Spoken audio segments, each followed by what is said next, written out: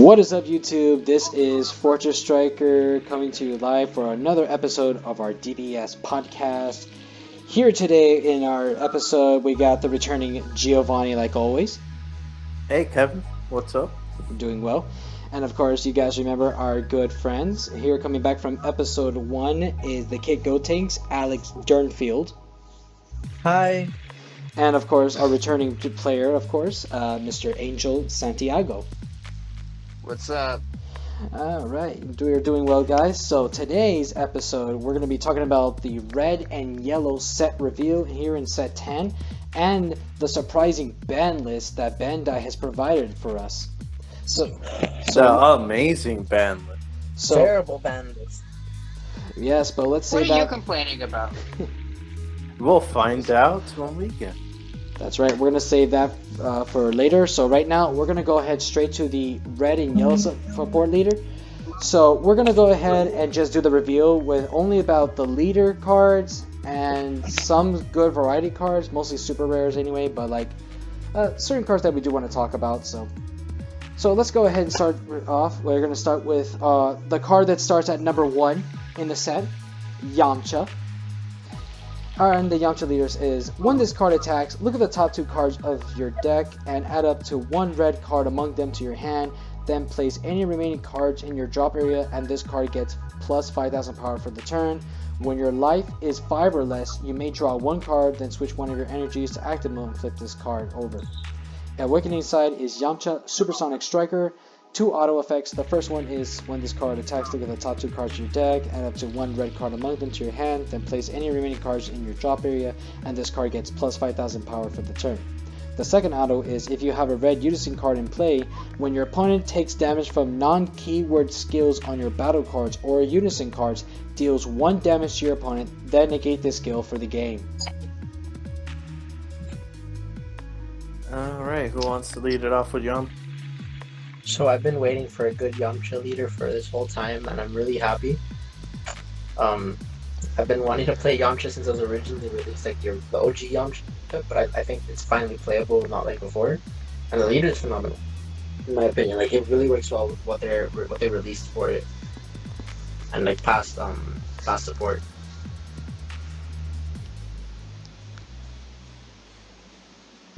Gio, you're in.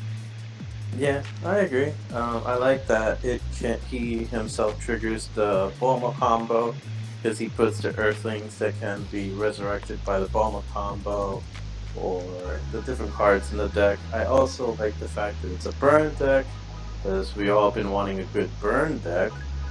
And I also like the interaction that, excuse me, that the Bulma SR can summon, Yamcha at 100%, and like it's kind of dangerous because like you can kind of go for game if they're at 3 life. You summon the Yamcha, and it's successful. You could trigger the Yamcha leader effect, I believe, and they lose. So if it works that way, that's pretty powerful. I do say this leader is a really good leader, like you guys say.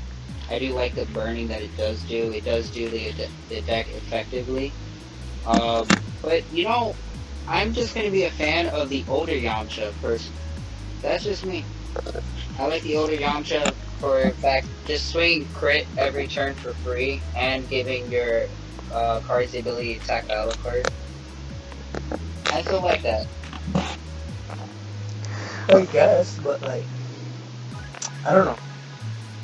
There's like stuff. There's stuff that I feel like the leader needs to make it. I like the old one too, because I don't know, wasn't as good with the old one. I haven't tested with the old leader though. Yeah. I like this leader pretty much. It's well reserved. You get to do surging and you get to go ahead and do this cool effect where you get to deal damage to your opponent, though it's only for once per game. I thought this card is pretty good. Like Gio said earlier, burn deck is a pretty good thing. It's really great that we get to see these old classic cards from the set again, like always giving us prominence of like old school cards making a big comeback in the game. Yamcha was always like one of the best decks to play. I remember playing Gio all the time when we were playing in the campus, and he always had his Yamchas ready for those burns and double strikes and whatever, and it was really great. Especially since I already gave you like those 2 extra copies of the Yamcha. Oh Gym. yes, we're enjoying that. Especially since buyout season. Yeah, you're very welcome about that. And yeah, so this is a really good leader. It is like Dix is technically the best red leader in this set. So Whoa, whoa, whoa! Not so fast. We still got another red leader. okay, well Yeah. let's hear that opinion. We'll get to the opinion, but first, is someone having something in the background? Is Oh, it I mine? was talking. Hmm. Okay. All right. So our next leader is the Pilaf. Yeah, I think I'm hearing you echoing again, Alex. Oh shit. Sorry. I'll leave again. I don't have headphones. That's why maybe it's like the echo of the room. Oh, okay. Do you have like a Okay. computer? I not with a mic. Oh, really? Yeah. So whatever. I'll just sit out on this if anything. I'm sorry. Well, Alex, we thank you so much for joining our podcast. I know that it was an technical issue. I know that. Maybe next time you can buy some headphones and maybe we'll do some talking. Yeah. I'm really sorry. So my headphones are dead. So I'm sorry about that. That's okay, man. So you have any last words about the fans and the set? Um, Guys, please don't buy out everything. There's a lot of us that are just college students that are broke. Please don't buy everything. Buy them out first. I don't have the money for that. All right. Stop being a college broke kid then. I have bills to pay. Well, anyways, bye guys. Thank you so much for having me for the little time I was on. All right. We thank you so much, Alex. You take care. Okay. So now that Alex is gone, it's just the three of us. But that's okay. It's good because that way we'll make it like a huge game change here. They'll say instead of one side of the coin. So anyway, in the continuation, let's talk about the Pilaf leader. So, Ooh, all right. So Pilaf. your boy Pila. When he attacks, you draw a card. His awakening is when your life is 4 or less, or you have 3 or more battle cards in play, you may switch up to 2 of your energy to activate this card to flip over. And its awakening is Pilaf, Shu, and Mai assemble. Auto when this card attacks, draw. Activate main. Once per turn, choose 3 of your battle cards, place them in their owner's drop area. Choose 1 of your red Unison cards, and it gains triple attack for the turn. Now, real quick, since I mentioned Pila, this card just bring it. Like, this is more of a memory card. I personally like it just because, it gives a Unison card triple attack. If I'm not mistaken, okay, it is limited to red Unison cards, but it's still a good game ender. It's very easy to swarm your board in red, especially if you combine this with the Universe 4 Assemble. You get 2 meaties on board as well. And it's not even restricted to red battle cards you have to sack. So just any 3 battle cards. I think I see a lot of potential in this card coming through in the future. Whether it's going to be peel off control, where you're going to have your Shenron attacking the battle card. Just peel off aggro. Okay. Hey Kevin, Yeah. did you enjoy Despots from Yu-Gi-Oh? They're okay. Is that what this deck is? Basically, Oh. yeah, this is basically what the deck is. We got Despot. Oh, that's great. We got this, calling it the Wellington deck. That's perfect. Yeah. Yeah, It's neat. It's If you're cool. watching this, It's Wellington, thematic. this deck is a tribute to you. Ooh. Yeah, people don't know who Wellington is. I only did he's the guy who did a deck profile on my Yu-Gi-Oh podcast. Come check that video out. But yeah, in an honest opinion, it is a good card. Although compare it with Yamcha, it's an okay card, but it's not high on the totem pole with the red. It's second best. I did read this now, knowing that you get to go do awaken this card when you at least have 3 battle cards on your field instead of just waiting for 4 cards in life. And you could just go ahead and just attack with every card, and then you get to choose one of your red unisons. They do get triple attack. It's okay. I wouldn't say it's one of the best though, but like I said, in comparison, I still prefer the Yamcha leader though. I think that card is just really good, and because it mostly works well with the whole idea of the burn deck. This one just gives power to a unison, not even to itself. So it's kind of if it said to itself or unison, then maybe it could go good. But Mm. Jared, what are your thoughts? Gio? Yeah, I mean, it's cool. Like, I gotta see more. Like, cause it just looks so thematic. It seems like it wants to play all the old stuff. So, I mean, I just gotta see. It looks neat. It looks cool. Like a shoe's actually on a leader card now. I never thought that would ever happen. So, He's that's the best I can give Bring, you on. our Lord and Savior. Shoot. bring back shoe control, please. Yes, shoot. Oh my god, the deck that got Jonathan Rodriguez for a buddy fan. No, Ironic. the irony. Alright, so that's enough for our red leaders. So let's go ahead and talk about the Unison cards. It is Vegeta Unison of Might. It has 3 marked abilities. The first one is a +1. Activate main, draw 1 card, then choose up to 1 mono red battle card with an energy cost of 2 or less in your hand and play it. Second mark is pay by -2. Activate main until the end of your opponent's next turn. If your opponent would play a battle card using a skill, it's placed in their drop area instead. And the third mark is pay by -5. Activate main. If your opponent doesn't have any battle cards in play, deal 1 damage to your opponent.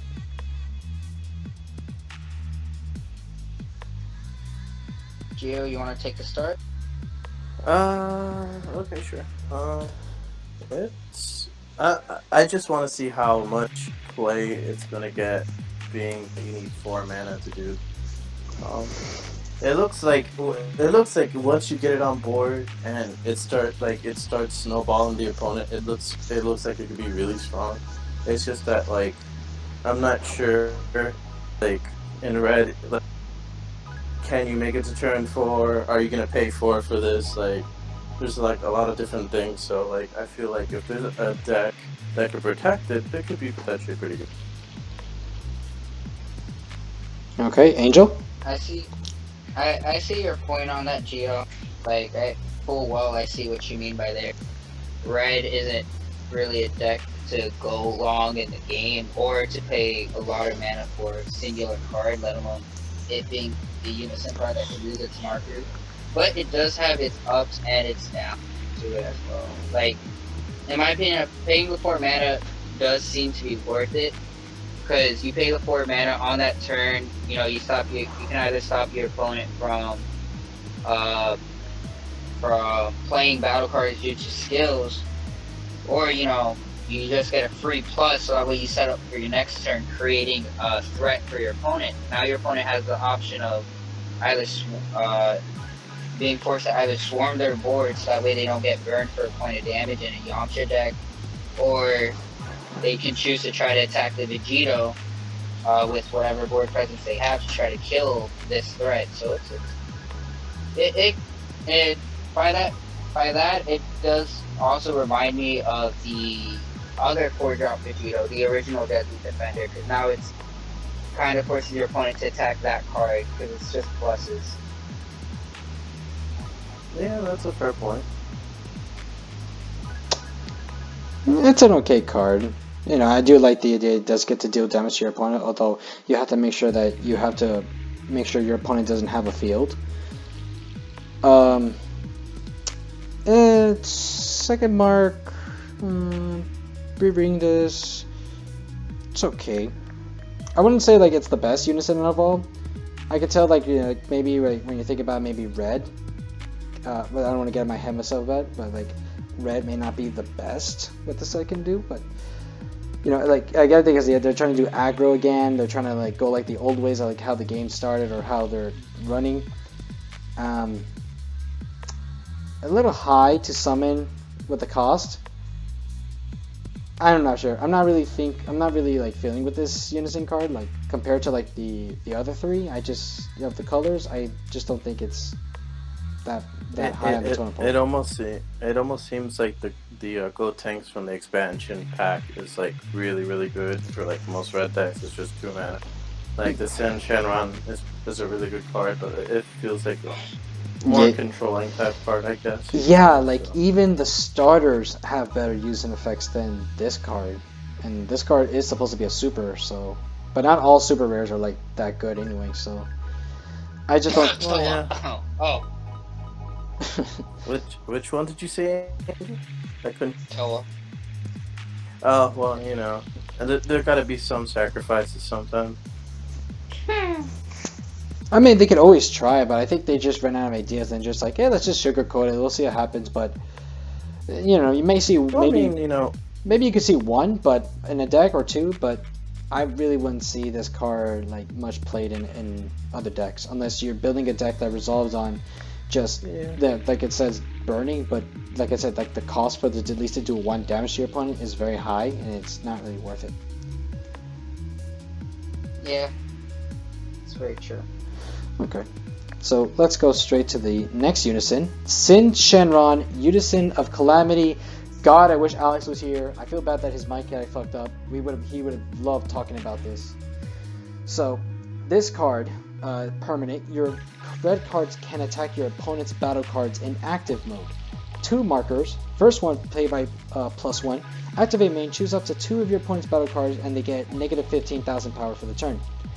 Second mark, pay -2, activate main, look at your opponent's hand, choose up to 1 battle card with 25,000 power or less from it and discard it. Like that comparison. You guys want me to start this one off, or? Actually, I want to start Yes. this one, if you wouldn't mind. Go ahead. By all means. Like I said, Vegeta comparison to this is nothing. This is a really good Unison card. I know Alex is not here because I'd be glad to it, but in his honor, I do like this card. It's really good. I do like it just to attack your opponent's cards active. Really good, to make sure that your opponent doesn't have like good protective chances. Like, oh, I don't want to like waste this good card, but like you could actually hit a blocker if they're inactive before they even block, or something. Well, obviously, no one's gonna do that, but like if you have like a card that does like dual attack, triple attack, so that they can like get rid of cards that can be in the way. It does the whole neg 15,000 power, which is great. I do like how it makes your opponent discard. It's just a simple, good yet effective red Unison card that people should play in the red decks. Would decide to play this in Yamcha. This is really great. I know most people would play maybe if you're doing the whole red yellow dark evil dragon card decks, but whatever deck you're building with, it's really good. I know I'm a little bit chattery now, but I just think it's a really better card. There's not much to say. It's just decent. Not very effective like the other Unisons, like I could tell, but it's really effective, and I really like it. I do agree with you there. Personally, for red, it did do its job really well. It's a good support card. There's a lot of value in the Unison. It's not meant to be a finisher. It's just meant to either generate you value or make sure your opponent loses a lot of value out of it. It's a free 1-drop Broly or foreseeing hit for 5k less. And it's something that you can do consistently, and it forces your opponent to really. I know I said this about the Vegeta, but it's the same thing here. Your opponent's forced to attack this, or else they are going to lose their key cards in their hand. This gets rid of the opponent's Bardock Apes. This card gets rid of a lot of really good cards like the Trunks counterplay. It can stop. There's other cards I can't think of immediately that it just gets rid of them from your opponent's hands. It's gonna be good, especially if you play hand destruction, or I guess hand control, more so. But that's what I see it as. It's just really good for what the color does. My only thing is, I don't think it should have been Sin Shenron. I do think Sin Shenron should have just been on the Unison card for yellow. It should have been a different Unison card or character as opposed to. Yeah, it's a really good kind of like when we control the board, control game state that part, and it's interesting because like right now with red, it kind of looks like they're shifting to like a mid-range kind of like aggro. So like I don't know what leader would actually kind of like use this card. So I mean maybe Yamcha, but like I see him with like the red gold chains Unison. But I don't know. It's good. I'm sure the people, actually, I can see the Beerus leader, the red Beerus leader using, actually. In my head, I'm thinking like Yeah. baby for some reason. Huh? I mean, I'm thinking of it baby does work because for of the baby. neg 15,000 it does, and you get to choose two. Yeah. I kind of like that. It board wipes a lot, and I'm thinking with baby. I never played baby. I didn't get a chance to see it set 8, but I probably thinking like the way that deck was built, like just board wipes and just a lot of damage to your opponent. I think this card is perfect for baby decks. Hear me out on this, guys. But if this card goes into Invoker Surge, you can just play a deck where you're always looking at your opponent's hand, so you can really control what they can play. I mean, that's cool.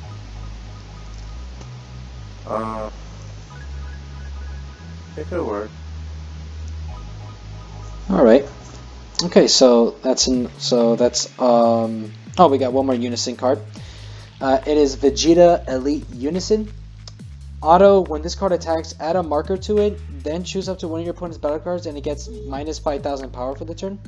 Only one mark, it's paid -1. Activate main, choose one of your red battle cards or leader cards, and it gets plus 5,000 power, and can attack your opponent's battle cards in active mode for the turn. Peel off! It's an okay. I think this is a lot better than Vegeta, although it's not as close as what Shenron is. But I think this is the one uncommon Unison card I like. You know, other than the Supreme Kai of Time one, the blue one. Despite that card did get hit in the Errata, which we will talk about later. But I think this is the second best uncommon one that we've seen. It's The green Demigrod's really good too. the green one's okay. I think this is just basic and useful for like maybe for like players who can't get the super rares, like they could just tech this card out for now, like if you're trying to make like a cheap budget build or anything. Pretty much just minus 5,000, do whatever. That's pretty much it. It's an okay card. I don't have too much shots on. Yeah, just the fact that it goes well in peel off, that's it. Alright. So that's pretty much it. So let's just go straight to like rares, or do you guys want to do super rares or anything? Oh, actually, guys want to talk about the Son Goku bursting with energy? Is that the one drop? It's the one drop rare. Oh yeah, that card's actually really good. Yeah, so its auto effect is once per turn, add one card from your life to your hand. When this card attacks a card that isn't a leader card, switch this card to active mode and it gets 10,000 power for the turn. Yeah, this is like a cheap dual attacker for red. This card is really, really good. I want to see what red decks play, but I think it's really, really good. I think we're gonna talk about the Yamcha. Yep. I think for like the one thing that you do have to noticing that this card has 5,000 power originally, and it doesn't do like for example Pan, despite the fact that it does. Pan's the one from the World Martial Arts that does the same thing where you take a card in your life, and it gets 10,000 power, and then after the end phase it just returns, right? The blue one. Yeah. So like it's like that one, it just returns to the hand by the end, so that you can have an extra combo piece. This one is like you gotta pay a combo piece, so it does an attack to go through. Then you can reactivate and then give it itself an additional 10,000 power, so you can just attack again. It's okay, but I'm gonna be honest with you. Maybe some players may see this card as a good thing. To me,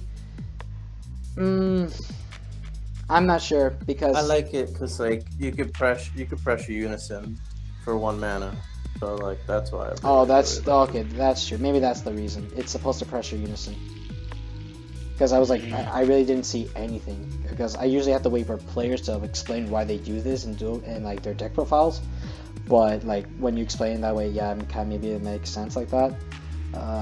But yeah, because it doesn't when it attacks anything that's not a leader, it could just get the 10,000 and reactivate. So. But Gio, if you don't mind me asking you, why would you run this over the Kaba then? Because Kaba gains a double strike, so in the end it's the equivalent of attacking twice with his first aim of energy. That And Kaba doesn't have a restriction of needing to attack something else. It can just go straight for leader. that is true. Oh Yeah. no, it's the same thing. Yeah, it's just like I think there'll be some decks that just would want to run this over the combo. Maybe they don't want the double striker. But like I see what you're saying. Yeah, that actually is a good point. It makes sense. And the funny part of it is that the best cards are like the double strikes and everything are not even rares. And this card has like this weird restriction effect. It is a rare. Right. I think this should have just stayed an uncommon. This is kind of a waste of a rare. I mean, there was like better rare cards, but. Yeah, but you know it. That's if we were going for unisons. I do see it being good with the Shin. I can't pronounce it.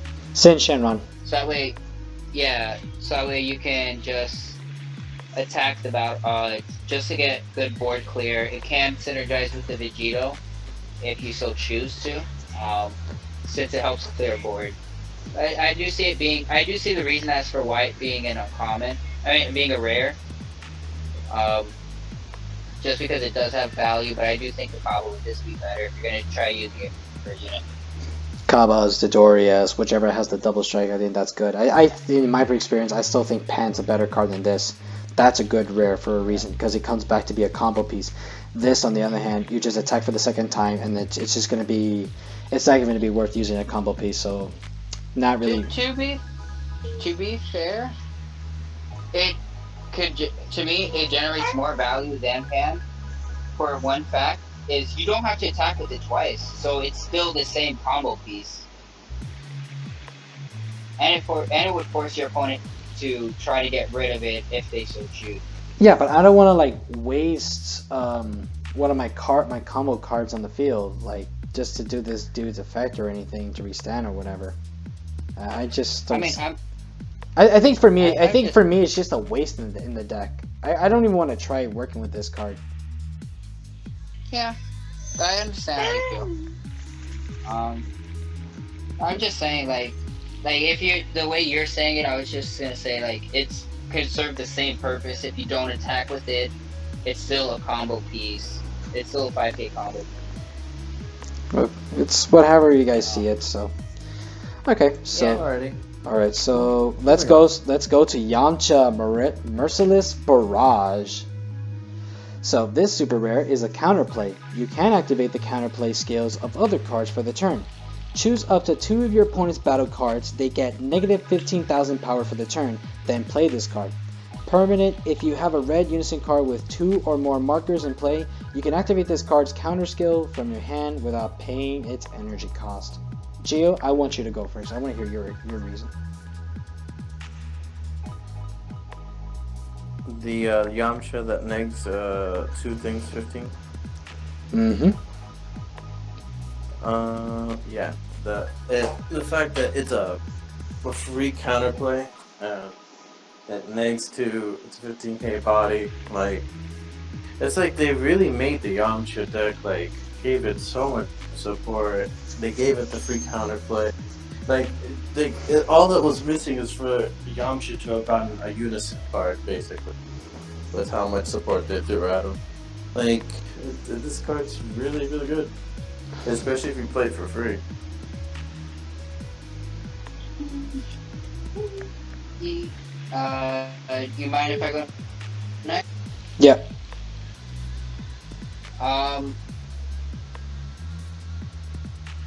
I'm not too much of a big fan on.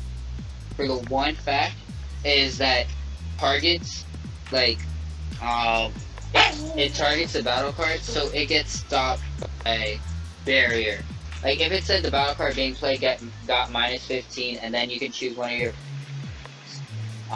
Then I would think it would be worth the fact that you can no longer count. But I guess it's another thing of my experience of I like playing a lot of counterplay. I don't like the restriction of just negging 2 things 15 that I can't activate in turn. But it is a good card for the Yamcha deck. Like, I mean, like, most decks aren't really running that many counterplays in set 10 outside of these free ones, so like, I can see why they did it.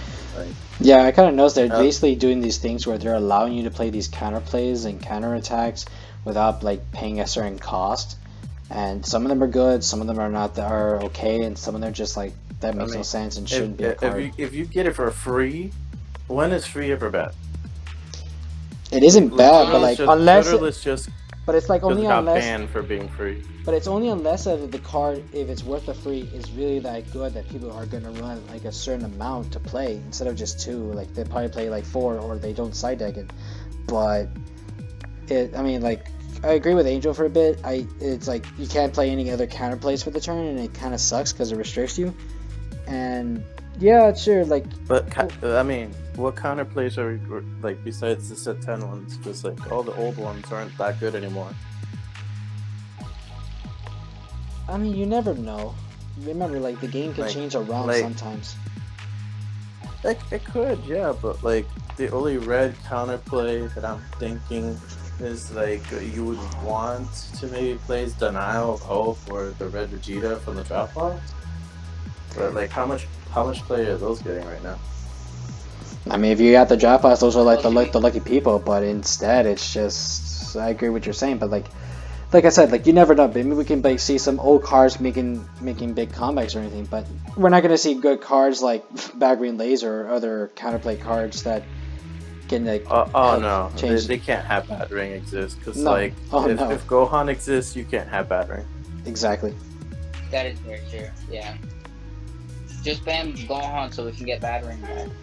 Nah, because like there'll still be other crazy decks that will abuse the fact that exists. There's always gonna be crazy deck. I mean, That's how the game rotation works. There's only gonna be one deck leader that's too good. Now we'll rot it or we'll ban it. Then we move on to the next one. It's the circle of life. This is how every card game resolves every time. It's the same thing you do in every card game. This is how the player base resolves because people do the same bullshit over. They play it, they complain, they bitch, or they play it and they move on and they go to do the same thing over and over. And then This is gonna be a great ban list and limited portion later on. I already feel it. Exactly. Like, Yeah. I'm already getting ahead of Yeah, myself to it, they but it is too insane. I'm sorry if I'm interrupting you, Angel, but I'm just like, I have to say my says this time because. No, you're perfectly fine. I was just saying, yeah, the ban list is really good this time. Like, you know, we enjoy your passion, and you know it's good because like on the last episode you were listening to us, and now that you've seen what the set, the ban list, you're being very passionate. So yeah, it's always a good thing. Exactly. And I'm hoping like later on in the end of the podcast, I'm actually going to go ahead and give a review of 3 special comments from our last episode that we're going to do by the end of the episode. So stay tuned for that one, guys. In the meantime, let's continue on with the podcast. Okay, so here we got the Yamcha Dessert Hyena rare. The permanent is if your leader card is red, this card gets 10,000 power. Auto once per turn during a battle where this card is attacking. When your opponent activates a counter skill, switch this card to active mode. Auto once per turn when this card KOs an opponent's battle card, switch this card to active mode and it gets 10,000 power and triple strike for the turn. The fact that the Bulma SR could play this card is insane. I mean, they were For- dating in Dragon Ball, for so it zero. makes sense. Like, no, I know, but it's like the fact that she could play this guy for your finisher in the deck, like, not that you really needed one, or maybe you did, but like the fact that you don't play for free is kind of absurd. Like, that's kind of bonkers in my eyes. So like if the Bulma SR didn't exist, like when I first saw it, I was like, it's cute, but I don't know if I would want to pay $4. But the fact that it comes out for free is just like, oh my god, what? Yeah. And your mind tells you, wait a minute, this is set 10. This is the land. It's the land of the free. It's land of the free, home of the fuck yeah. Exactly. I do like this card, and when we do read the Bulma card, it would make sense that with that card, it just you already got a free guy who just can do straight up be a 10k triple striker already in one turn. It's hilarious. I got nothing else to say because it's a really great card already. Yeah, I do like it. I do, and you know what? There's one thing I do like about it that I think they did a good job on, is they didn't make it like the Bardock, the Black Bardock, where it's whenever your opponent activates the counter, it has to be this card's attack that has to be countered in order to switch it to activate. I mean, to active mode. And it does put the pressure on there. I do like that a lot. It's gonna be a fun card. It's gonna be a fun card. Exactly. So let's move on to the next card. I'm just gonna do like most rare. Yeah, it's Bulma. Is it Bulma Bunny? Yes. There we go. Bulma the bunny waifu girl. card. The original waifu card of the game. Exactly. Because she is the original waifu, despite her being a bitch later on. So she is a unique and a blocker. Auto effect: when one of your red Earthling cards other than a Bulma card is removed from a battle area by an opponent's skill, you may play this card from your hand.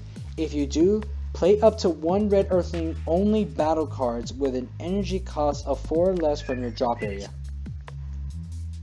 Now, that's amazing. The best part about that, you also play it free from the drop area. If I go back to the section on my screen where I show you the Yamcha, look at that. It's a 5k combo piece. That's pretty good. So you can combo it off, and then afterwards you can go ahead and just play the Bulma. You can do the effect, and you already summon Yamcha for free. That's amazing.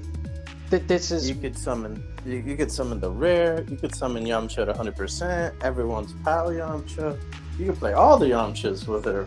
It's I understood what she does. I could see why she was the biggest waifu, and by waifu I mean the biggest slut in the series. Because in reality, this is like what they do. I like the idea that Bandai, what they're doing is that they make these cards do exactly what they're supposed to do. The idea of the effects are supposed to be based on the characters.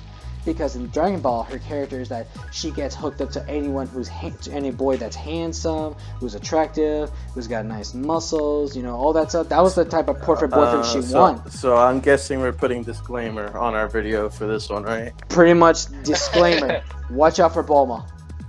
She's a beep.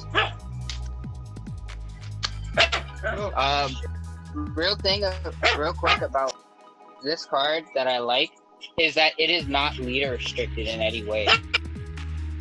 So it's very splashable. I do see it being splashed later on in other decks for small things. I mean, Bulma herself could play it.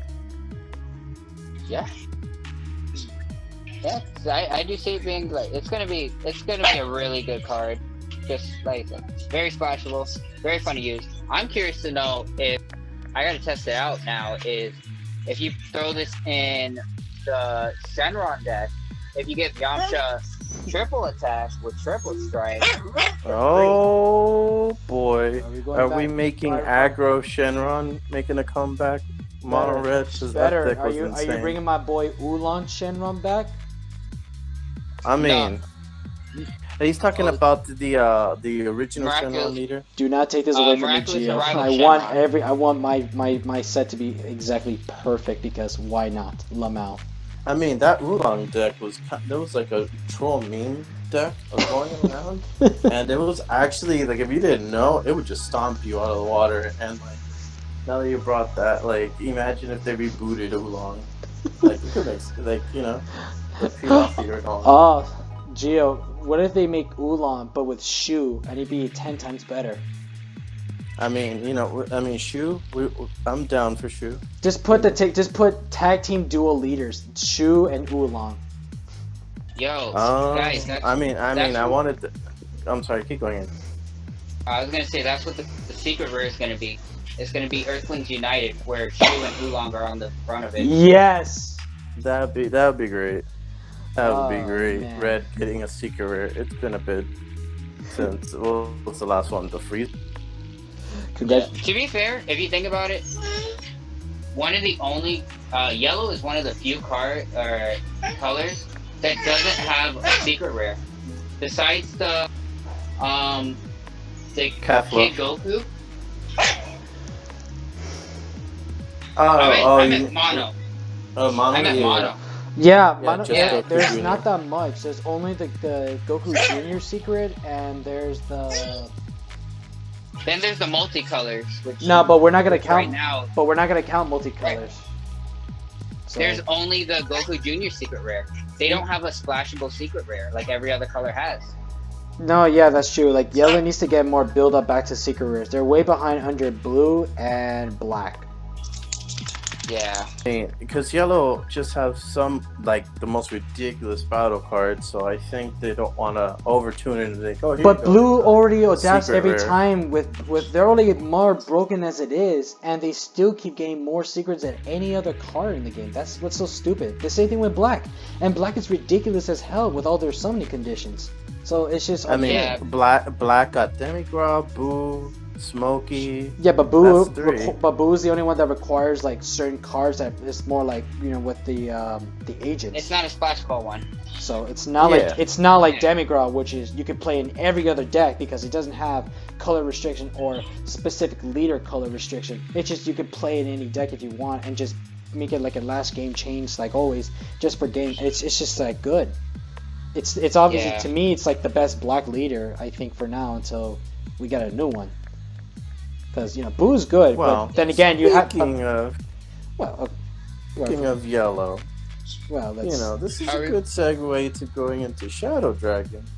yeah, that's true. People Oh, were hyped for we're it. talking about yellows now. Well, let's finish up red right now because we do get a little out of hand with these conversations. And I know Gio's the kind of guy who says no, fuck it. I mean, I'm just trying to make sure that, we go as at a good pace. So I'll go ahead and skip the rest of the rares, and we'll just go straight to the final super rare, which is Wolf Fang Fist, which is we're glad Yamcha finally got his own move. He got his own Dragon Ball Fighters move into a card. It's amazing. Finally. Oh, don't say Dragon Ball Fighters. It's his move he had since the beginning of time. So counter. No, it was first introduced in Budokai Tenkaichi 3. Sure. No, the anime guys. Come on. Hey, All right. So it's a counter no one attack. watches Dragon. I do. Shut up. So counter attack. If your leader card is mono red, choose up to one attacking battle card or leader card, ignoring barrier, and it gets minus 15,000 power to the battle. Permanent. If you have a red Unison card in play, you can activate this card's counter skill from your hand without paying its energy cost.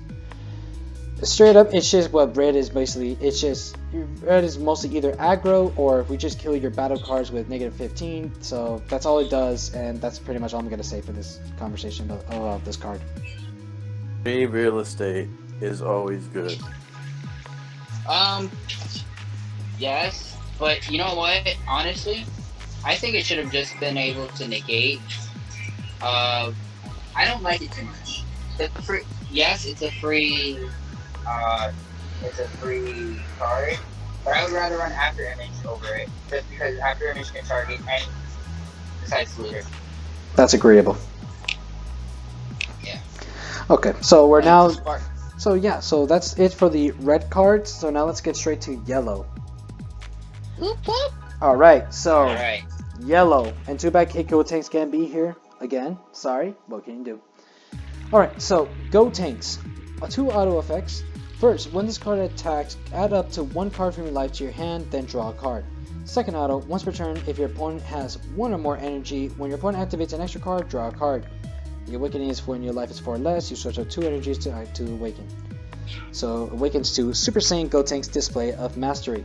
It has 3 auto effects. The first one, when it attacks, you draw.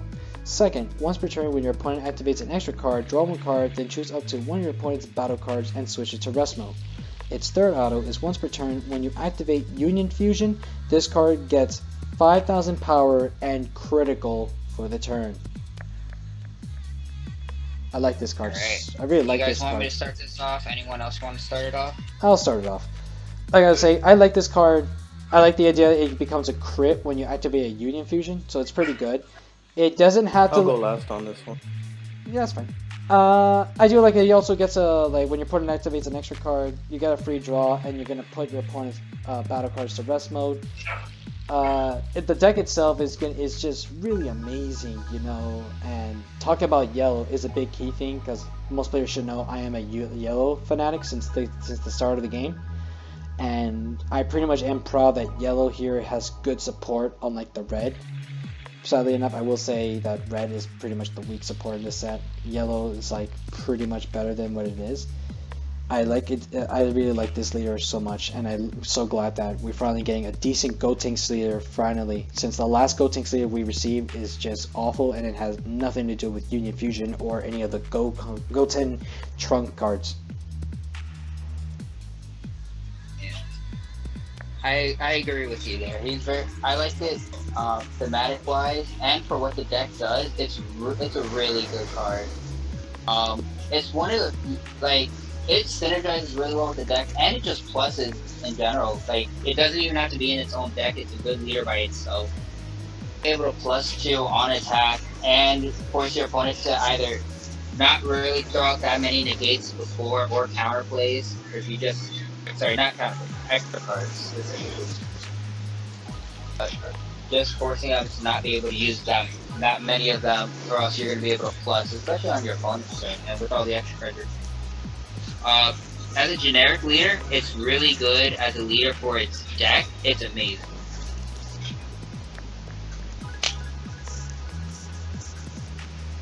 Okay, Gio, what do you Yeah, think? this is really good. They just decided to make Yellow Brawly, but with a special unique skill on a yellow card, and the fact that it's a Union Fusion deck, which is really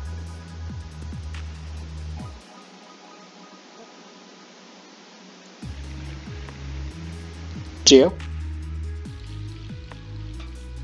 Am I still here? No, you're still there. Gio, yeah, you you're still here. Give me one. Oh.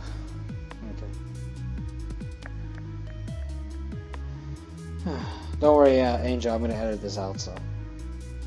Alright, dude, that's But Start yeah, preparing it's then. really good, and people are starting to hype it up, and we'll see like how good it is. Oh, okay. So let's go straight to the next leader. It is the Sin Shenron. So when this card attacks, look up the top 5 cards of your deck and add up to 1 Shadow Dragon card among them to your hand, then shuffle your deck. Second auto, at the end of your turn, choose up to 1 yellow Shadow Dragon card in your battle area and switch it to active mode. Awaken when your life is 3 or less, or you have a yellow Unison card with a specified cost of 4 in play. You may draw 2 cards, then switch up to 1 of your energy into active mode and flip this card over. Its awakening is Sin Shenron, Negative Energy Overflow. First auto is when this card attacks, draw. Second auto is at the end of your turn, choose all yellow Shadow Dragon cards in your battle area and switch them to active mode. Activate main with 6 yellow energy cost. Play up to 7 Shadow Dragon cards with different card names from your drop area. So I'll go first again this time because I do want to say that I do love its first effect. I do like the way its awakening is, where though yes you have to wait until it reaches 3 to awaken, it actually has a better idea where when you get to send you have your Unison card up to 4 cost, and you get to go ahead and awaken by drawing 2 and get 1 energy active, which is really great. I do like it gets to summon out all the Shadow Dragons, and you get to have some of them reactive, so that means you can do another attack. Or you could just keep them around for like blocking or for combo.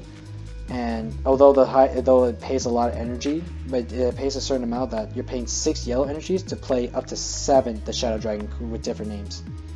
Although the only difference about that is that when they did the reveal, they didn't reveal all sort of types of Shadow Dragons in this set. They only revealed the first starred Shadow Dragon and the second starred Shadow Dragon.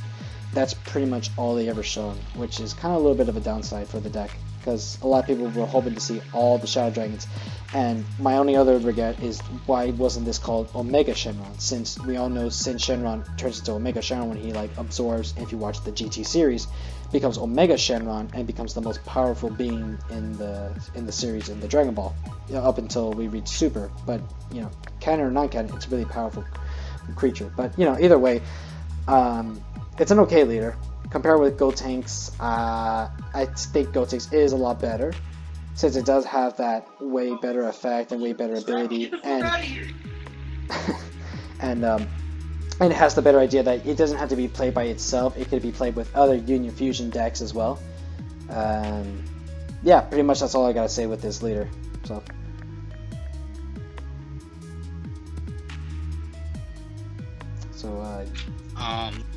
Yeah, I Angel just- next will go I last just- on the yellow. I'll capitalize on what you said. Yes, I agree. They should have been Omega Shenron. But here's something: is that they kept it Shin. They're gonna keep. I think they kept it Shin. I cannot pronounce his name. Shenron. First form. I think they kept it first form Shenron because they do plan on making this a reoccurring leader. Like it's gonna be a leader that's gonna stay as the leader for the Shadow Dragons. I don't think at all that they're finished with the Shadow Dragons. They're gonna, because the way the card's worded, yeah, it's gonna be able to pull out all 7 Shadow Dragons eventually. They're gonna be able, I think they're gonna make all the 7 Shadow Dragons. And a little bit insight on this. This, to me, it creates an opening of speculation because it requires a yellow unison of a specified cost of 4. We only have one of them, which we'll talk about later. We only have one of them that really like fits for him. Sorry, there's only one yellow unison card with an energy cost of 4, so that might hint towards the reveal of a secret rare of a secret rare of being a 4-cost unison. The guy that swallowed the demigod, he's a 4-cost yellow. Right. Your heart. Right. I was saying that card's not really doesn't really fit the theme of the Shenron. So that's what I'm saying. Like I think that it's hinting towards it being the secret rare being the 4-drop Shadow Dragon, being a 4-drop Shadow Dragon unison for yellow. I mean, possibly. We know that there's a Xeno Cell, green yellow card floating around, and that'll probably, if it's not an SR, it'll be a secret rare again, which that would boggle my mind. I hope for a Shadow Dragon SR. When I look at this deck, it looks like the only control deck of this set, and it has potential. In its current state that we have it, I think it's good. I don't think it's great. Like I think it's missing, it's missing a piece or two to be great. Like and you don't see many people playing it online yet, but like I'm gonna try to see people play it, but like I think like it looks like if it gets a little bit more support, it could be busted. How Invoker was. Exactly, I agree with that. And maybe we will see in the future, maybe in the next set, since Unison does a continuation, we're probably going to see more of this set. So we'll just have to wait and see what happens then. So right now, let's go ahead and talk about the next Unison card. It is Super Saiyan Broly Legendary Unison, which is the uncommon, with 2 markers at least. First one, it has 0 cost. You activate main, choose up to one of your opponent's battle cards, ignoring barrier, and switch it to rest mode. Second marker, which pays -1, activate main, choose one of your opponent's battle cards with an energy cost of 5 or less in rest mode and KO it.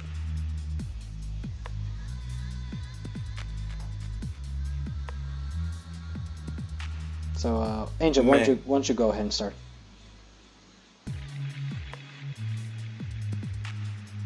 Who's starting? You.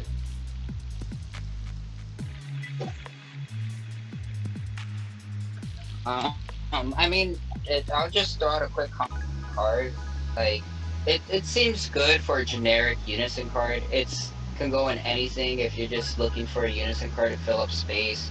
But it not by itself, because there's no. First of all, there's no way for the card to gain a marker. And second is that it's not really effective in doing anything besides switching something to rest mode. And yeah, occasionally killing the 5 or less for one of the markers it has. One of the very few markers it has. Okay. Jir, what do you think?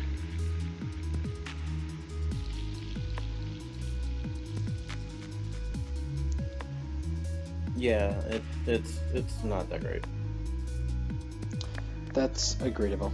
I think it's a little slow. I mean, you get to choose a card to go to rest mode and barrier, but the thing is, what are you? I mean, like when you do the second mark, what are you gonna do? You KO a battle card, but you can't ignore the barrier to KO it. So it's not really that decent to play. I mean, in comparison, I think Vegeta was a little bit better because at least it had a little more oomph to it.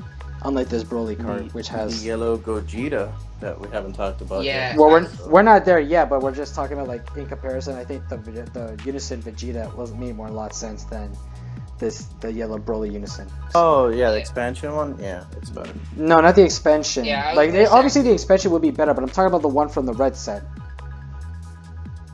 Oh yeah, Remember. yeah. That one's probably better too. Yeah. So, yeah.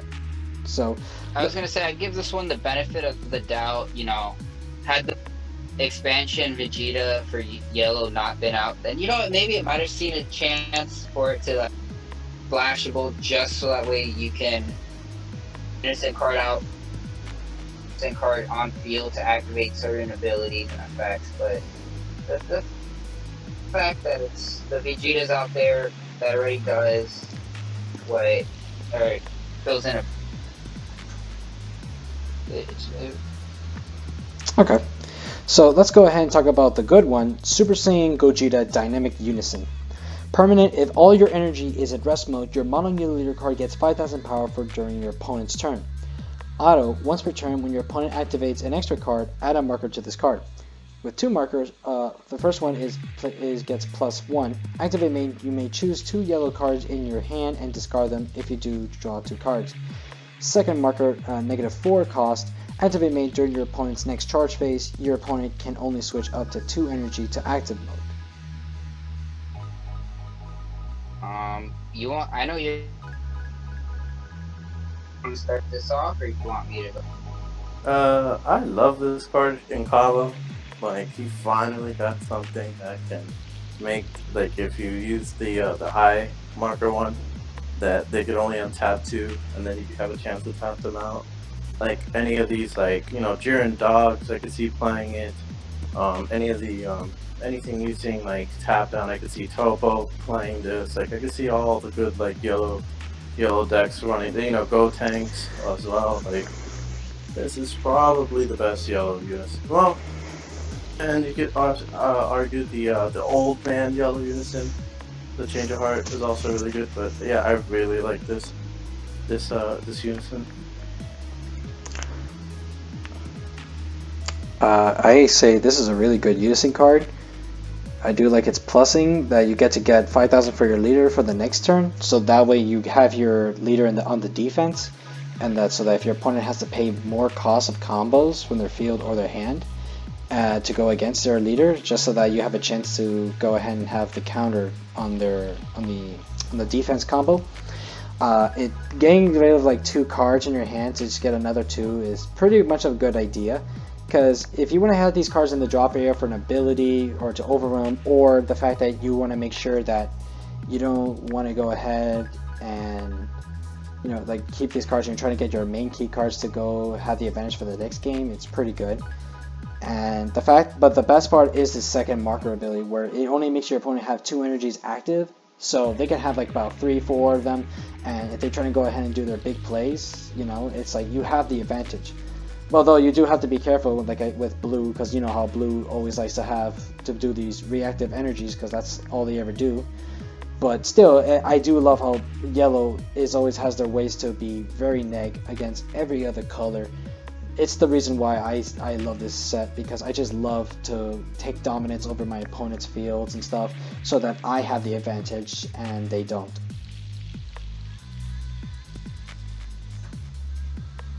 I'm just gonna throw my interest in this card. This card is just phenomenal for what it is. It's a very generic card. It's not restricted really towards anything besides the yellow leader, in which it's still splashable. The first effect is good, it gives it 5k, but majority of the times your opponent's gonna try to get rid of the Unison card in base, and if they do swing at leader, then you're base 20k. It stops it. It helps out against extra cards, so your opponent gets punished if they try to negate, especially if they try to activate any of the newer free negates. You start getting the plus off that. Now, the first ability, I do think is actually stronger than the second one, being able to pitch 2, draw 2, just because you're able to, every deck now can just cycle through their card. You can pitch your 2 Saiyan Instincts, so that way You pitch 2, draw 2, then you can tap 2 to use the Saiyan Instincts to draw 2 more. That's good combo synergy, especially with the Gotenks, because Gotenks are able to grab from the discard pile anyways. And then, yeah, I'm not... on paper, the -4 is really good. In practice, I've just seen that it's not as effective or efficient as the first ability. I've seen myself use the first ability more times than not. Just because it just helps clear out the hand. It helps cycle, gets rid of the cards you may not need, like your early game cards that you don't need in the late game, or your late game cards that you drew on turn 1 that you don't. It's just really effective cycler, and it's a really good card. Okay. So let's go ahead and talk about the second Unison super rare. It's Mekikabura Plotting Revival. A blocker, auto, once per turn when this card loses markers due to an opponent's attack, choose up to one of your opponent's cards and switch it to rest mode. 2 markers, first one, +1 activate main, draw 1 card, then choose one of your opponent's battle cards in rest mode. Ignore a barrier and that card can't be switched to active mode until the end of your opponent's next turn. Second mark, play with -4, activate main, choose up to one of your opponent's battle cards, gain control of it, and switch it to active mode. I would like to go first if you guys don't mind. Okay, Alright. so number 1, it's a blocker. That's pretty efficient. I like that as a Unison card. I do love that its second mark is pretty good, that it's like a Ginyu where you get to take your opponent's battle cards and then you take it and then you have it and you get to switch it to active mode, so you can have the advantage on decimating your opponent's field or their life depending on the type of card, or it uses effect to give you the advantage, even in a mirror match too as well, just in case like you never pulled the card you need to summon in time and your opponent has like the card already out, and you can play this card and just take control of it so you can take the game over. Its first mark, pretty good. I like that. Get a free draw, and then you get to choose their cards in rest mode, ignore the barrier, and then they can't be active, kind of like the time magic style. And and obviously its auto effect is pretty efficient. I do like it that even if it loses a marker, it makes sure that your opponent's card just stays and switch to rest mode. So it's a really good counter Unison card. Sure, it's a little high with the markers since it does have like 4 yellow marks, but I say that's pretty good because you already gave yourself the advantage to like add more markers with the first effect, and you can go ahead and activate the second effect when you do it at the right time. Yeah, I agree with you. They literally yeah. gave us a change your heart from Yu-Gi-Oh. Yeah, same. Just real quick, I'm gonna just jump in here and then I'm gonna let you just finish up here. Just a quick input on this card. Is that I like the card because if you put in Bergamo, if you just block 1 attack, you tap 3 of your opponent's energy. That's just something cute you can do with it. It's a cute card, but the 4 mana is a hefty cost. But it is what Ginyu it to be when you think about it, because it does shake the card easier. Or I guess a lot more. Okay. Gio, what do you think? It's really good. Like any yellow control deck's gonna play. Okay. Let's talk about this Son Goku Absolute Annihilation. It's a deflect, barrier, and unique, and its permanent effect is if your leader card is yellow, your opponent can't activate extra cards unless they switch one of their energies to rest mode.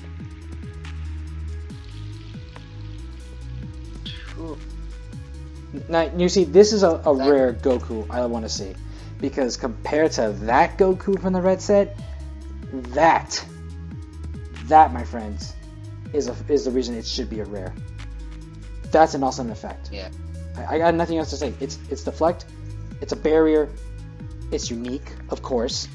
I'm not gonna say because of it, it's with no pun intended. But that effect that your opponent has to be in a huge restriction, just it's just so amazing. I have nothing else to say.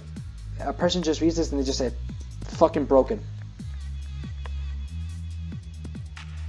Yeah, it's a very, very good card, and especially for young.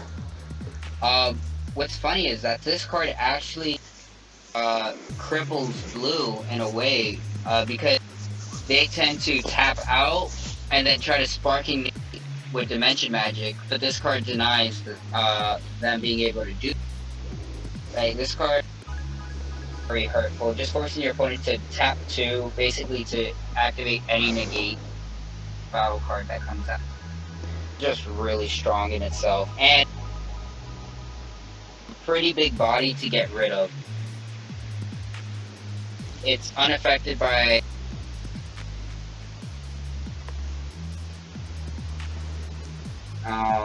it's not affected by counterplays. It's not affected by barrier.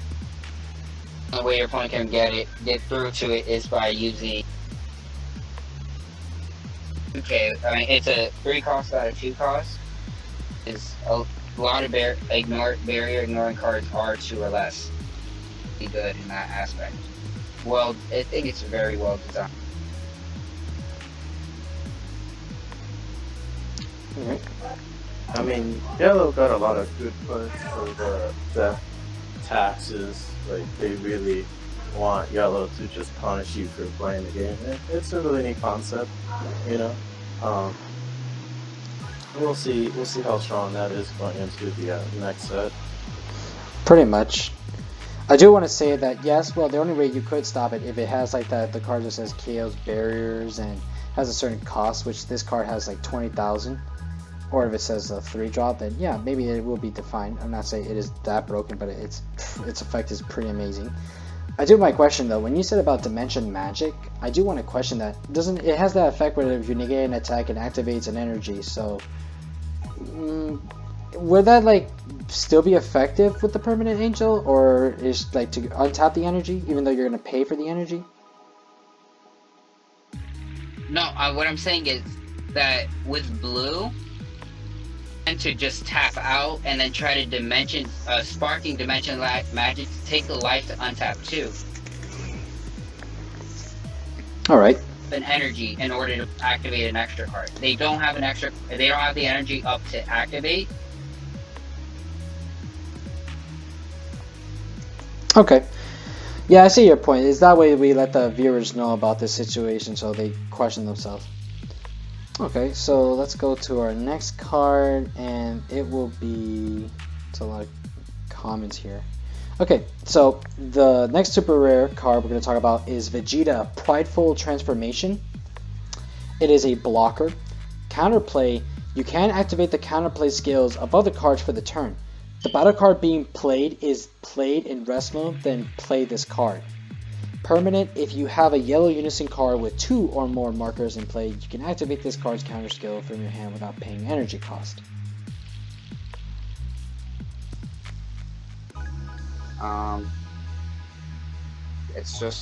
It's a better Crusher Ball.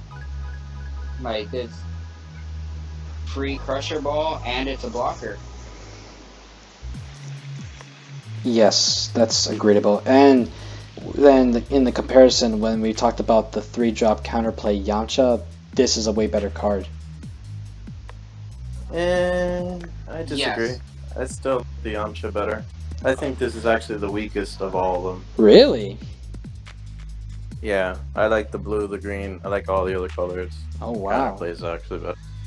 Wow. That's Gio, I understand you. Like, from this, like, in the vacuum, out of all of them, it just seems, but played in action, depending on the deck, it's just super effective. Like, and 1 card per turn your opponent can play, super effective, and then it just being a blocker on top of that is just is really useful. It's insane for that deck. Yeah, like I think it's like a deck specific type of card. You know, I don't think like every yellow deck is just gonna run it. Yeah, no, it definitely replaces in yellow decks. It replaces Crusher Ball in the sideboard, but like unless the deck itself, and unless it's like Topo or any other form of pure yellow control, So good main for then Topo then. yeah, it's an amazing main for Topo. I agree with that. Yeah, pretty much really good card. Blocker has that. It is the Crusher Ball of the set, and you get to summon it. Is it a Vegeta or is it like It's a Super. No, it's Super Saiyan Vegeta. It's like Super Saiyan 4 Vegeta. No, It's a Vegeta GT. okay. No, that's what I wanted to That's what Super Saiyan 4 is, because they only exist in the GT saga. Because if it was just a normal Vegeta card, Kaba could have had access to the card, and that would have been me. Well, yeah, that's true. But then, like, I think as you want the advantage in your side, because you want this card to be what you want it to be. But you know that's not going to happen because they do have certain restrictions, and it doesn't have to be in their effects. That's the one thing that Bandai does the trick. They have the disadvantage for you if it's the character themselves, depending on what type of character. So it pretty much gives you the idea that no, you're not gonna have Vegeta playing Kaba because this is Vegeta GT, but still it is not a bad card to play since it's a pretty good main in Topo or like certain type of decks that want to run that uses a lot of rest mode abilities to put your opponent's board at a disadvantage. I will disagree that it's a weak card compare. Maybe it depends because it's not because I'm a yellow mark or anything, but I just think this effect is pretty good. The fact that it's also a blocker itself just tells you this is a good card. This is pretty great, and I would maybe think you could play maybe 2 or you could side 2 depending on the deck. And you know, like there's no argument that it's not one of the weakest cards. Like I said, red was pretty much. It's like kind of similar going to the total of this side of this reveal that it's pretty much weak. Yamcha is okay, but in comparison, I say the Vegeta is way better than Yamcha. So in a tiebreaker, I'm with the Vegeta side. I like this way better. I had to disagree with your words, Gio. No, that's fine. That's fine. So, I know it's like a 2-on-1 argument. The only thing I have against the Yamcha is that I think that Yamcha should have negged the battle card being played and then targeted something else. Had it done that, then I would have been on your side saying that yeah, the Vegeta. But it's just because the Yamcha chooses. That's why I say the Vegeta is better than the Yamcha. I mean, that's understandable. You know. I have some opinions that usually differ than most common logic, so you know, I try to be a little different on that spectrum. Yeah. Yes. It's good. Yeah. It's also because I have to think this really through, and then reading these cards is like it's pretty good. Then rereading them over and over to make sure that if I think it's still good or it's like it's pretty amazing, could be agreeable or disagreeable. So anyway, let's go ahead and go to the next card, and that would be... here we go. Gotenks Going All Out, the 7-drop super rare. It is a double strike dual attack union fusion with an energy cost of 3 yellows to play.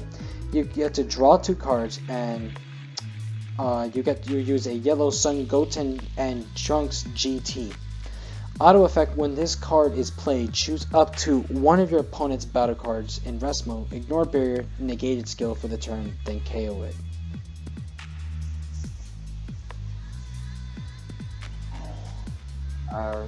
It's a very effective card for what it does. It's a 3, like in its proper deck, it's a free card.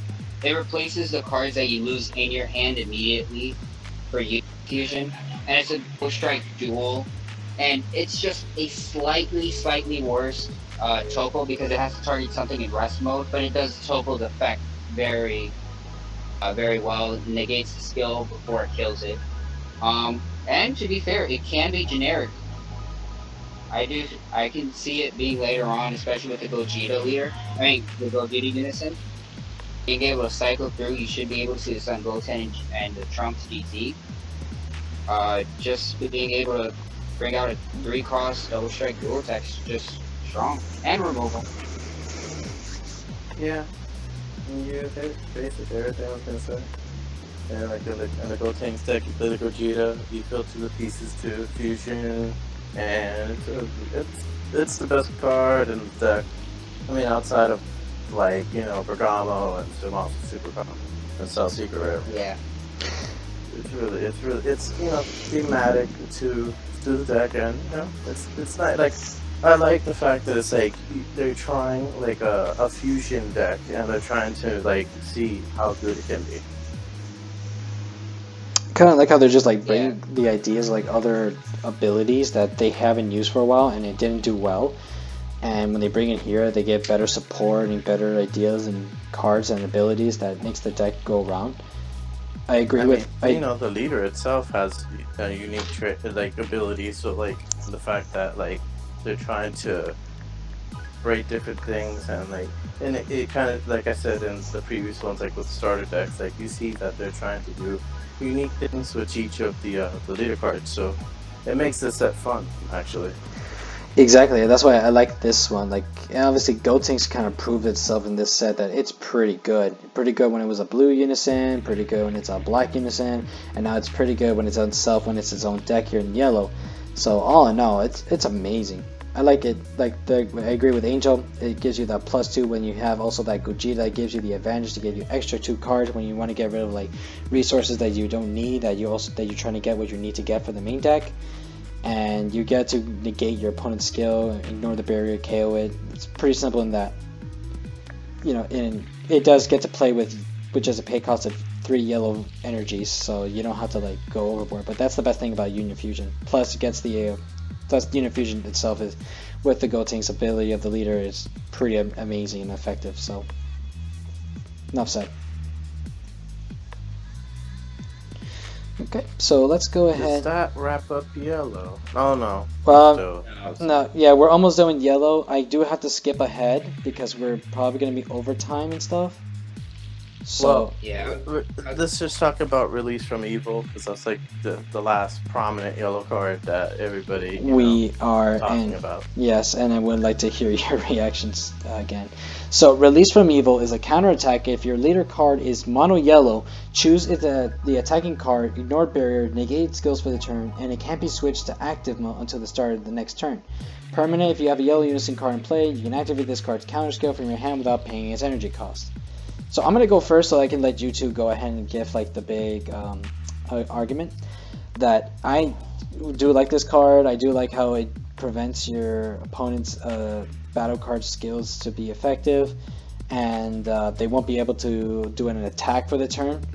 So they pretty much made their cards like vulnerable at this time, especially, and you do have to time it right because you don't want to like look at your give out your poker face scenario during like these competitions when you want to do the Release from Evil. I don't know what decks you're going to play, but you guys are probably going to say it, but I know whatever deck you guys are going to consider playing this in yellow, it's pretty effective and everything.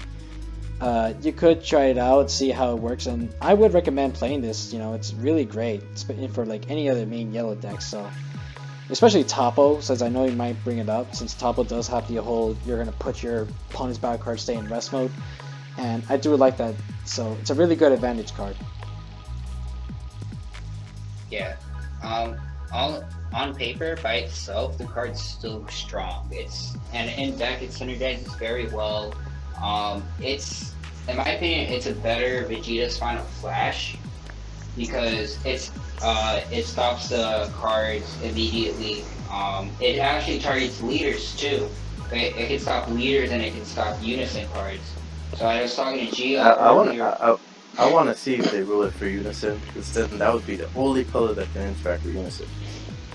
Because it just says attacking card. That's the thing about it. So that's what makes it so I think it's so effective. So I was talking to Gio about how this card is actually probably going to be Gohan's bane of existence. Oh yeah, they're gonna side this card. Oh yeah, I know. Oh yeah, no, definitely. This card, no offense, but it does in my opinion, it does shut down Gohan altogether. Because you don't have your main kill card anymore. I mean, the thing is you just play slow. If you don't, you're going against yellow. You just don't turn 2. You just bait them to play the card, and then because like I can argue like what's the difference between that and Zamasu super combo? Um, Besides, because you could technically play the Zamasu super combo for free if you're playing it. It has no cost. So like that's what like I've been talking to some people in Discord and some some places, and that's been my argument. Like it's a really good card. Don't get me wrong, but like um, uh, real quick, the thing that stops the difference between this and the Zamasu super combo is that it stops this threat from ever coming out. I could Zamasu super combo, but I still have to face off with a 40k triple strike with crit now. I still have to out combo that, and that's a minimum if I'm not mistaken, right? yeah. So it's a minimum 40k triple strike crit. While this is just, okay, you can't activate that for this turn. So it does slow down Gohan a lot, and Gohan doesn't have big finishers in the deck itself, or big battle cards, does it? It plays a boonie in the side. I play Mirror Creator Absorb.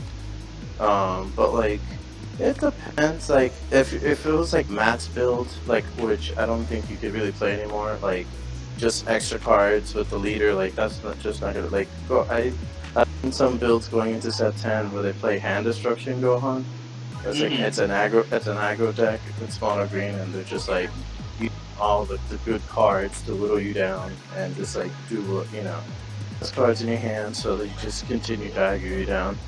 And that's a concept that is really interesting because like outside of this one card, like the Banlist really made Gohan like one of the best decks, and like the fact that the set also helped him.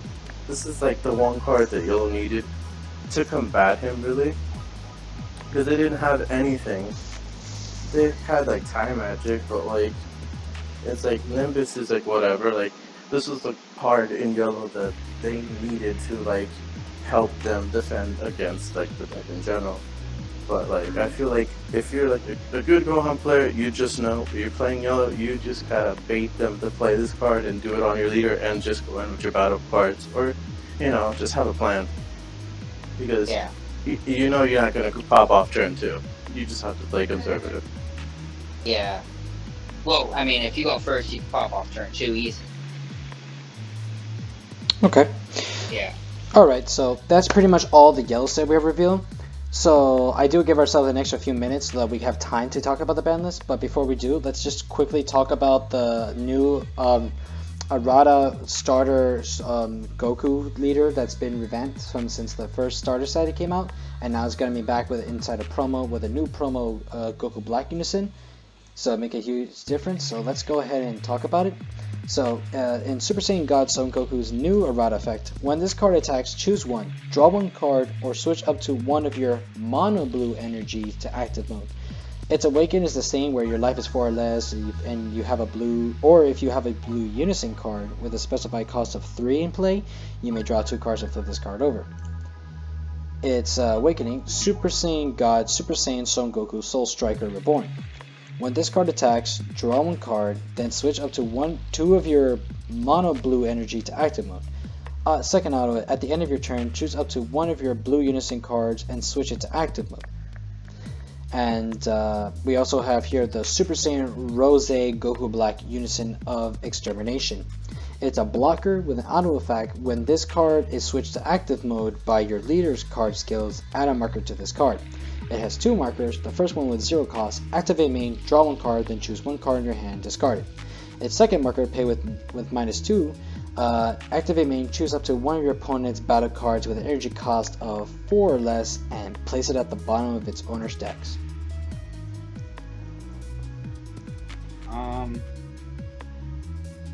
Personally, like, had the new Soul Striker not said, like, had the new Soul Striker not said that you can have the option to draw a card on the front page, I would have said probably old Soul Striker is still the better, because it's not restricted to mono blue. That's like one of the things. But I'm indifferent about this card. It's good and you know, it's good. It's not bad. It's alright.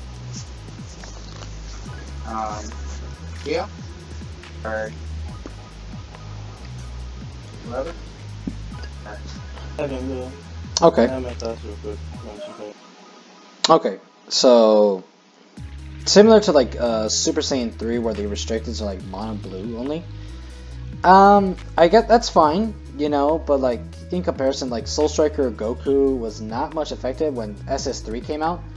And though when SS3 was banned, this card thought some people who were like huge fans of this leader card were like thought they might see the light of day with this card again, but at the same time, like nobody even bothered trying or caring since they were more focused with other leaders. It's cool that it does the same effect, except that it does have the restriction where you do have to pay for like blue energy. I mean, Unison right now it's actually pretty good, so it's not really that bad to use. Although maybe like after Unison or anything when they don't do the mono blues or other decks that doesn't want to require it, it's pretty much kind of slow. And then it just chooses your Unison cards to be in active mode. So it only works well with this Rosé because they're both promos, and if you've never seen the picture, they actually have them right here when you watch the podcast that they have like the two half pictures of Shenron in a gold background. And with the Rosé card, it's a good blocker, and you get to go ahead and just get a free draw and discard. And when this card does switch to active mode by the same leader effect, so which works with Goku, it does add the marker, so they just work together. Its second ability, it's pretty good. Second ability spins a battle card of 4 or less, but I don't know. I see these cards seeing too much play later on, just because the Goku, the Rosé may be a little bit too underwhelming, and that's the only card that Soul Striker has real synergy. Yeah, so it's like you must want to play this. You don't want to play the Goku Black. You want to play the 4 bone tags from the set because it's a blocker, but it has dual attack. So he did forget that for Crossy too. So there's that one then. So then, like, do you think this Rosé Goku Black can work for like maybe one of the other blue leaders, or it's just only good for this card? I say it's only good for this card because it comes to the Broly. It has no way to gain markers besides that one effect, which is only one card in the game that helps it out. But it is a blocker, but the other Broly has that. Okay, so let's take the final time to talk about the ban list quick. So here we got the list of the cards that got banned, and these are and what you see here on the screen, folks, is that what the reason why Bandai decided to ban these cards. So for Gogeta Hero Revive, the reason it was banned was it was originally designed. They designed the cards thinking that the game would end on turn 5 or 6. However, that the game is becoming much more interactive now. That they're trying to move away from all-purposes cards powerful enough to win you the game or on their own. So this card no longer fits the direction they wanted to in the game to go in, earning it in a spot on the ban list. But I think it should have earned a spot on the ban list personally a long time ago when this card became the new substitute after the Perfect Cell Force, and it's still been really effective for a while. So when they finally see this card finally hit, it's finally a relief for most players. But like I said, it should have been hit a long time ago. I am agreeing with you 100% on there. This was one of the cards. It was actually a problem in Shenron meta just because you get this card out, you get a triple strike and in mana ramp. It should have been hit a long time. Gia, what do you think? The meme finally gets banned. Should have been done. Oh no, Gio, don't worry. There's gonna be a meme where they're gonna see this card inside the coffin dance meme, so it's gonna reach its final meme. So okay, so our next card is Android 21, a Violenter Predator. So the reason for this card's ban is that originally this card was meant to promote the use of multicolor cards. However, with the Unison World Series, they wanted monocolor decks to be viable as well. So this card prevents players from effectively using monocolor cards and could potentially lead to a meta where monocolor decks are less effective. So that's the reason why they added to this ban list. I've been saying this for a while now. They want to push Unison. This card absolutely destroys monocolor decks. This premise was needed for this game to change.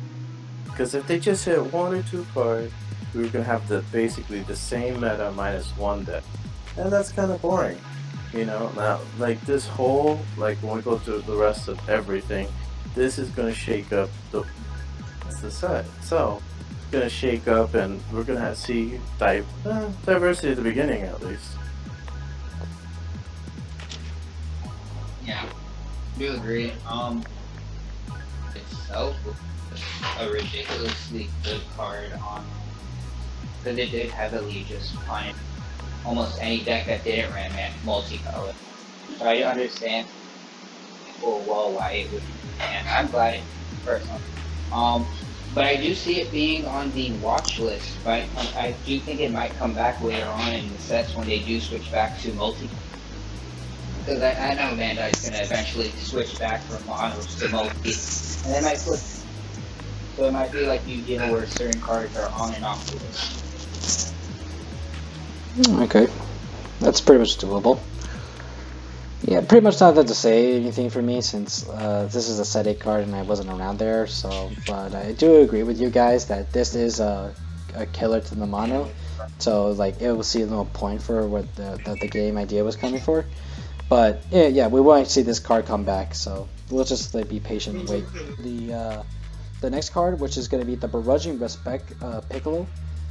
So they banned this card because they created this card to deal with the BT1, the Ejection, and the Son Goku Heightened Evolution Super Saiyan 3 leader, and the other ramp-oriented cards. However, since those cards are no longer the threat they once were, they believe this card will unnecessarily limit future card designs, and thus deserving of a ban. Now, I want to say that this card was a huge surprise for me because I wasn't expecting this card to ever get banned, and I don't think any other player was expecting this card to ever get banned. This card was never much seen in other decks, and frankly, if they banned this because they didn't want this card to be effective in the future, I mean, maybe it was best to wait a moment, or like if you're gonna put it on the watch list to see if to hit, that's one thing, or put this card limited for a reason so we can understand. That's great. But at the same time, like, who the fuck actually really was gonna think this card was ever gonna get banned? Like, who thought this out of nowhere? Because I honestly wasn't thinking this card at all. I actually thought it was just some whatever card in the World Tournament set that I pretty much didn't really think it was gonna be that effective, but apparently it is. So I don't know. I think maybe you should have waited a bit or hit it to 1. We'll see. I feel like what happened with this card is that they had Force Ejection Black Mass Saiyan. I'm not sure if you were around, but there was a very small time where that card was the deck when you mixed it with the Super Saiyan Blue Vegeta. But they wanted to get rid of it because it handles ramp very well. It would handle Zamasu very well in my opinion. And Trunks. And so they wanted to get rid of it, clump up Black Force Ejection and Begrudging Respect Piccolo together because they both effectively do the same. And they were to just punish players to be over ramped or be above their enemy. So that's just why they want to ban it. Okay. Joe, your reason? For all, I'm just gonna lump all the ramp cards together. Basically, they just don't want, like, because there was an energy lock deck with Zamasu that existed that basically it was like the Vegeta U7 deck. It would just let you stay at 1 or 2 energy, just kill your energy, not let you play the game. So that's part of the reason they took out these cards. And another reason they have to, they're promoting Unison, they're killing Surge. They want people like Blue. What does Blue do primarily in Set 10? A lot of it is ramp stuff. So they're protecting their product, making sure that hey, this deck looks really cool, and I want to play it. And so they're trying to make sure that they're promoting it, giving people a fair chance to try it before it just gets blown out of the water because we have a silver bullet for the deck. Yeah.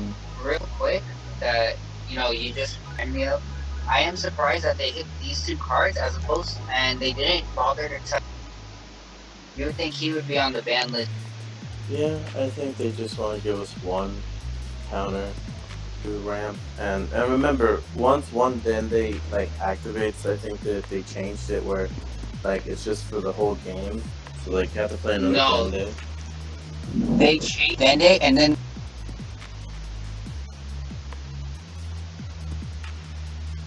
that's what happened to the Dende. I'm sorry, can you repeat that one more time, please? Sorry.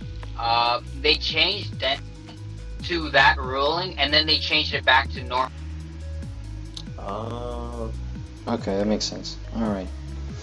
Okay, so the next card we'll talk about is Forced Ejection Massane. The reason for this card's ban is that they created this card to deal with the Ejection and the SS3 leader as well, and other REM-oriented cards. And however, since those cards are no longer the threat, they once believed this card unlimited designs and thus deserving. Okay, so it's the same idea with the Piccolo card. It's just the same rule they're saying. So they don't want this card to be very effective in the future of the game. Which, in my eyes, since obviously Black is make the big comeback now, obviously I see why this card gets banned. So I don't need to say anything else. Yeah. Everything for me was said in regarding Yeah, that and the fact that it fucking kills one of your opponent's energy, so it's pretty much a reason it gets banned. Yeah. Gio? I made all my points and the last thing that I said, but Yeah. I want people to try, right?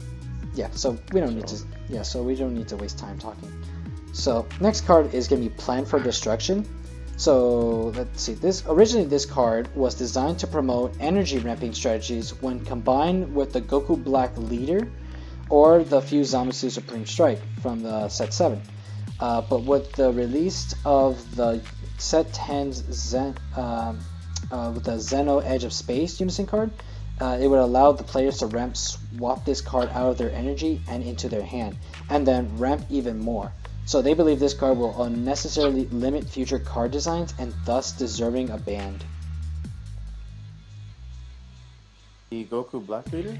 Or The Plan for Destruction. which one was it, Kevin? The Goku Black, the Bringer of Despair from set 2, and there's a Fuse Zamasu Supreme Strike. So there was first on this one. Yeah, so they didn't want to ramp up the set and to do all these crazy plays over and over. So Sandy, who we had on the first episode, the first deck that he toyed around was a Goku energy lock deck, Goku Black, and so by turn 3, you could drop the Goku and Oob, a secret rare from World Tournament, and just going ham on the opponent, and it was one of the first decks that turned him off and stuff like that. But the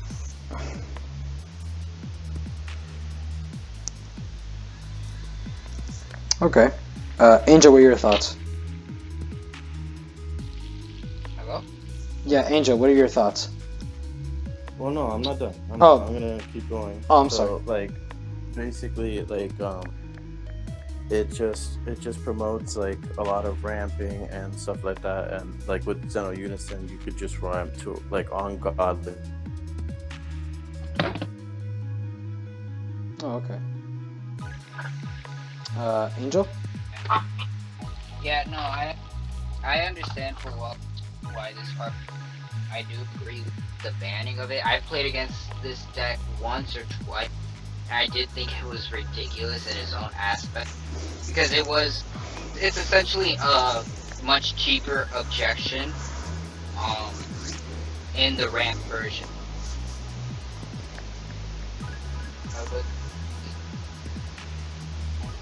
Oh, okay. All right. So I guess there's someone left the channel. Oh, that was Gio. Okay. Okay. So let's pick it up to the final card of the band, and it's Turles, guys. The Unstoppable Ghost Warrior.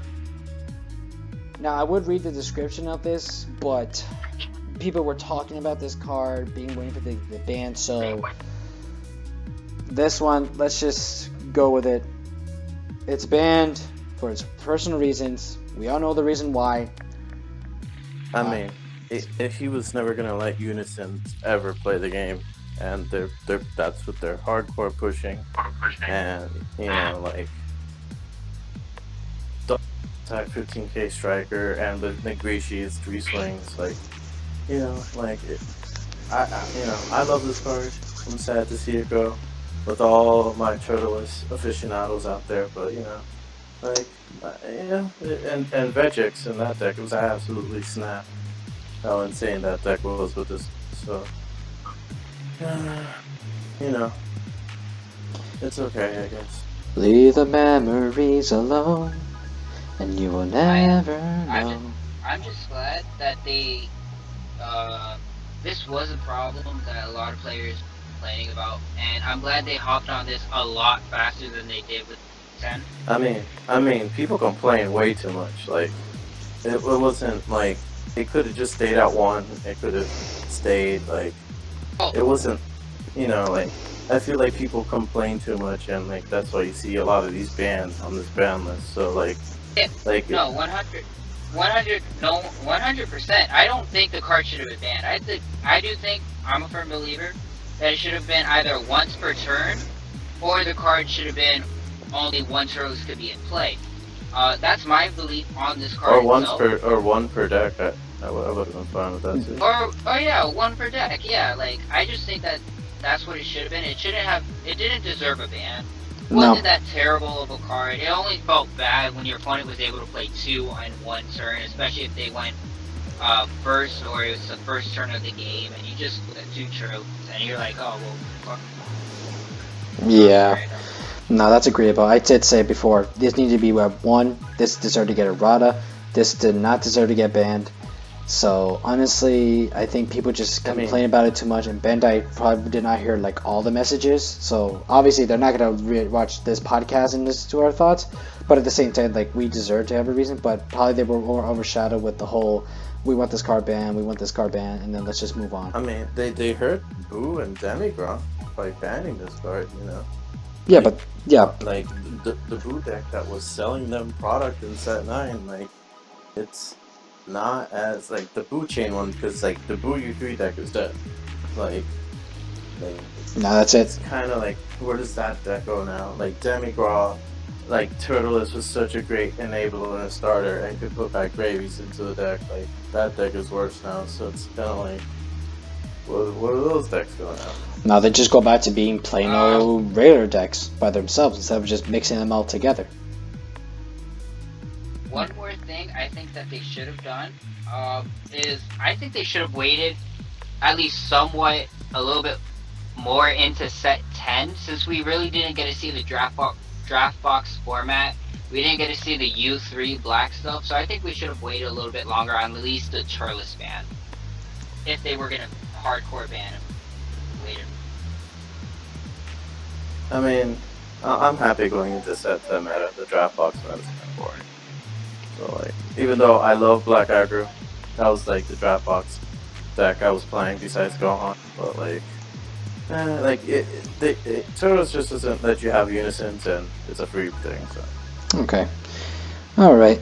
So let's talk about the final cards are getting Errata, but honestly, we probably don't have enough time to talk about most of them. So let's just talk about how Piccolo got destroyed and Surge Coup is still yeah, because most people just knew about these cards, and it's not the most important one. So we're going to quickly talk about Surge Coup and Surge Piccolo. So Surge Coup did get touched, where they were trying their best to design cards to make the game more interactive. However, this card's defensive capabilities were too far high and can only be used with many different decks to stall for several turns, so leading to no longer game times. there, which I know that was probably a problematic for you, Angel, since you were having that issue with in the finals. So No, the problem with this card is still stays. The thing about the card is that it's a free board wipe on your opponent's turn.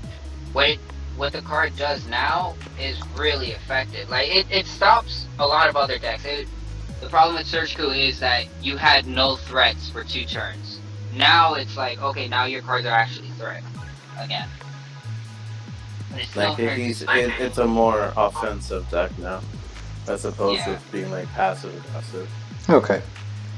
Alright, and then here in Piccolo, the reason it got hit is because they were trying their best to design cards to make the game more interactive. However, this card allows players to gain card advantage while also ramping to use counter cards and play high cost cards early. So they believe this card will unnecessarily limit future card designs, so they were issuing an errata for it. I am so happy Gohan's worst matchup got utterly destroyed. You know, it's like Also, great because like Surge Kalo was the worst matchup against Gohan? yes, by far, and got absolutely hammered down this thing. So like, and it wasn't a fun thing to play against. Like, I did really well in the matchup every time I played it. It was super close games, but like, it just got to scry, got advantage, just did whatever it wanted. Didn't interact with you. Like, it was the most boring. It's one of the most boring decks this game's ever produced, outside of like Hachiak, Janemba. So, I I'm mean, glad it made got effective destroyed. it made effective with the whole hand destruction maiden decks. Yeah, you're gonna need a new leader for that. There's someone who made like Yeah. a Super 17 leader, so they just use that instead. What I just want to say this to all the people that are Gohan mains and all. How does it? You guys all got the Tesla treatment now. You have no card advantage. What, you mean Piccolo? Yeah, Piccolo is now like is basically has a Kefla treatment because Kefla you just gain no advantage whatsoever except for board present. The Kefla Dogs deck actually draws cards, so that version of the Well, deck yes. actually could be. It draws, so it could be better than Piccolo. Maybe, I'm not sure. I know. Okay. I'm just saying that as the leader itself. Oh, just leader versus leader, yeah. Oh. Yeah, it's pretty abysmal. All right, guys. So we're gonna go ahead and finish this right now. I did promise to go ahead and talk about the comments from last week, so I'll go ahead and read these comments from last week. So let's give ahead and give a shout out to these YouTubers. So YT, thank you for this comment. He said, "I think it's Core TCG who bought out the Viera Everlasting Assaults just to bump their price up to around £25 each. They have a lot for sale. £25 is a value in American currency of $30.55. Okay. P-Cyber5950 said, "I enjoy this a lot. I agree buyouts are insane right now. But as far as the special rare cards and foil cards are concerned, I know for me, buying reverse foils is a mean to meet the free shipping requirements on TCG sometimes. But if a common was 50 cents, I wouldn't spend $5 on the shiny version." Gogeta and 21 SPRs dying in flames right now. Exactly. That is so true. And final comment is, which are the last comment here, is from Cameron Chaddick saying, "Core, stay buying out." Alright, and we thank you so much, guys, for the comments. We hope to hear you guys saying through. Thank you so much for watching our podcast, guys. So this is basically the end of the video right now. I do want to thank Angel for coming into the show. I want to thank Yeovani for coming into the show like always. I'm also going to thank Alex for a short time because I know he had an issue with his audio, but we hope to hear from next week. I hope he gets new headphones. So anyway, guys, I hope you guys enjoyed this reviews and the ban list, and we hope to go ahead and talk about for next week where maybe we might see the secret rares and possibly maybe some multiple cards, but we don't know. So until then, guys, we hope to see you guys next week for next week's video. So this is goodbye from Angel. Adios. And goodbye from Giovanni. See you later, guys. And this is the Fortune Striker, signing off.